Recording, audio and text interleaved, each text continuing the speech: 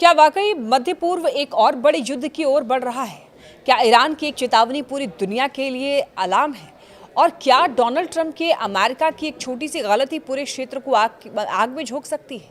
ये सवाल इसलिए उठ रहे हैं क्योंकि ईरान और अमेरिका के बीच तनाव अब अपने चरम पर पहुंच चुका है। ईरान के शीर्ष सैन्य अधिकारी और ईरानी सेना के chief of staff Abd al Rahim Mousavi ने अमेरिका को खुली चेतावनी देते हुए कहा है कि अगर दुश्मन से कोई भी छोटी गलती हुई तो ईरान को कार्रवाई की पूरी छूट मिल जाएगी और तब कोई भी अमेरिकी सुरक्षित नहीं रहेगा। उन्होंने ये साफ शब्दों में कहा कि जब दुनिया एक शक्तिशाली ईरान का दूसरा रूप देखेगी तब इस पूरे क्षेत्र में लगी आग अमेरिका और उसके सहयोगियों को जला डालेगी।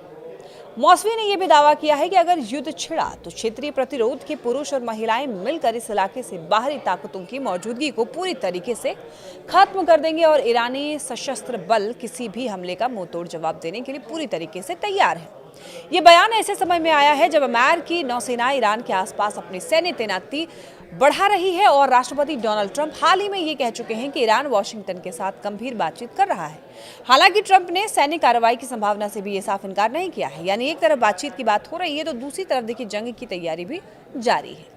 इसी बीच ईरान ने ये संदेश दिया है कि वो केवल युद्ध की भाषा नहीं समझता है बल्कि कूटनीति का रास्ता भी खुले रखे हुए है।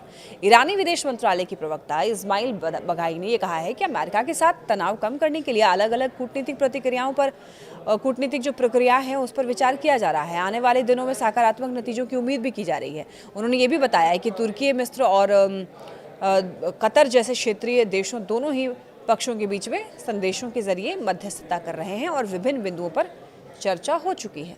ईरानी समाचार एजेंसी तस्नीम के मुताबिक आने वाले दिनों में ईरान और अमेरिका के बीच बड़ी वार्ता शुरू हो सकती है, जो कि संभवतः ईरानी विदेश मंत्री अब्बास अरागची और अमेरिकी विशेष दूत स्टीव विटकोव के बीच होगी और ये बैठक तुर्की की राजधानी अंकारा में हो सकती है। हालांकि ईरान ने एक लाल रेखा भी साफ खींच दी है।